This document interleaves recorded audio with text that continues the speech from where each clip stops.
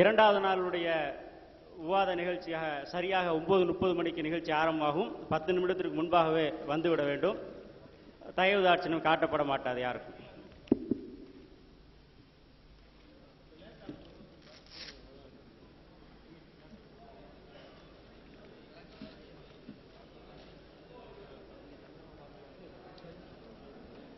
அதாவது நிகழ்ச்சி அமர்வு முடிஞ்ச உடனே 5 நிமிஷம் கழிச்சு தான் போகணும்னு சொன்னதெல்லாம் 2 தரப்பாரும் போடப்பட்ட ஒப்பந்தம். சரியா? அதனுடைய ஒழுங்குகளை இவங்க சொல்லுவாங்க. 2 பாகத்திலையும் சிரிப்பு கண்டிப்பா அது கட்டுப்படுத்தி வருது. தயவு செஞ்சு மேற்படி நேற்று நடந்த மாதிரி நடக்கக்கூடாது. ஏன்னா நேற்று ஏகப்பட்ட டைம் நமக்கு வேஸ்ட். சொல்ல போனா 3/4 மணி நேரத்துக்கு மேல இந்த சலசலப்புனால வேஸ்ட் பண்ணி பெற்றலாமா? தமிழ்நாடு தௌஹீத் ஜமாத்தினுடைய நிலைப்பாடு, தமிழகத்தில் நடைமுறையில் உள்ள ஷாஃபி, ஹனஃபி மதுஹபுகளின் சட்ட நூல்களில் குர்ஆன் ஹதீஸிற்கு முரணானவையும் குர்ஆன் ஆதாரமோ ஹதீஸின் ஆதாரமோ இல்லாத ஏராளமான விஷயங்கள் உள்ளன. எனவே மதுஹபுகளை பின்பற்றக்கூடாது எனவும் இஸ்லாத்தின் அடிப்படையான குர்ஆனையும் ஹதீஸையும் மட்டுமே பின்பற்ற வேண்டும் என்பதும் மற்ற எந்த அமைப்பையோ குழுவையோ தனிநபரையோ பின்பற்றக்கூடாது என்பதும் தமிழ்நாடு தௌஹீத் ஜமாத்தின் நிலையாகும். இன்னொரு தடவை வாசிக்கிறேன். தமிழகத்தில் நடைமுறையில் உள்ள ஷாஃபி, ஹனவி மதுஹபுகளின் சட்ட நூல்களில் குர்ஆன் ஹதீஸிற்கு முரணானவையும் குர்ஆன் ஆதாரமோ ஹதீஸின் ஆதாரமோ இல்லாத ஏராளமான விஷயங்கள் உள்ளன. எனவே மதுஹபுகளை பின்பற்றக்கூடாது எனவும் இஸ்லாத்தின் அடிப்படையான குர்ஆனையும் ஹதீஸையும் மட்டுமே பின்பற்ற வேண்டும் என்பதும் மற்ற எந்த அமைப்பையோ குழுவையோ தனிநபரையோ பின்பற்றக்கூடாது என்பதும் தௌஹீத் ஜமாத்தின் நிலையாகும்.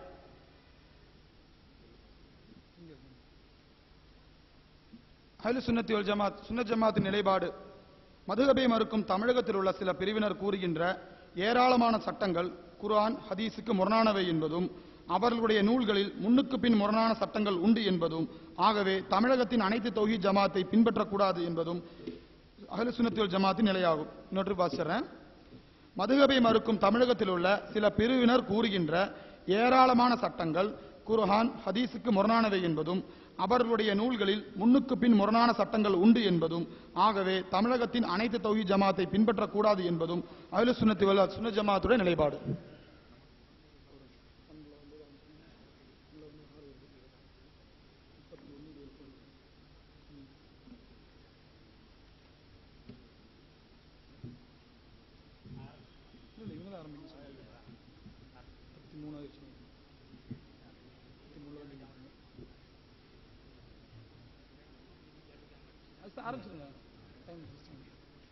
अस्सलामु अलैकुम वरहमतुल्लाहि वबरकातुहु. अल्हम्दुलिल्लाहि रब्बिल आलमीन वस्सलातु वस्सलामु अला सय्यिदिना मुहम्मदिन व अला आलिहि व सहबिहि अजमाइन. वमा तौफीक़ी इल्ला बिल्लाह ला हौल वला कुव्वता इल्ला बिल्लाहिल अलिय्यिल अज़ीम. सुब्हानक ला इल्म लना इल्ला मा अल्लमतना इन्नका अंतल अलीमुल हकीम. இறைவனுடைய நல்லடியார்களே, விவாதத்தின் 2ஆம் நாளின்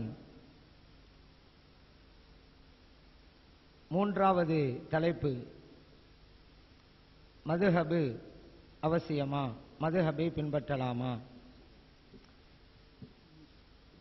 சுன்னத் ஜமாத்தினர்களான எங்களுடைய நிலைப்பாடு பின்பற்ற வேண்டும்.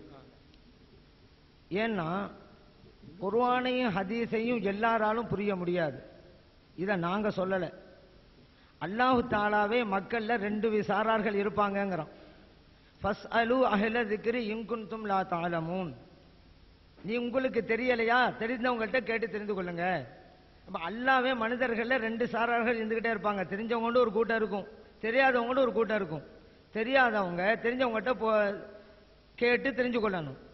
இல்ல இல்ல எல்லா நாளும் தெரியும் அப்படின்னு சொன்னா அல்லாஹ்வுடைய சொல்லுக்கு அது மாற்றமாகுது. அல்லாஹ் சொல்றான் 2 பிரிவு இருப்பாங்க. இல்ல இல்ல ஒரே பிரிவு தான், எல்லாரும் அவங்கவுங்களா தெரிஞ்சுக்கணும்.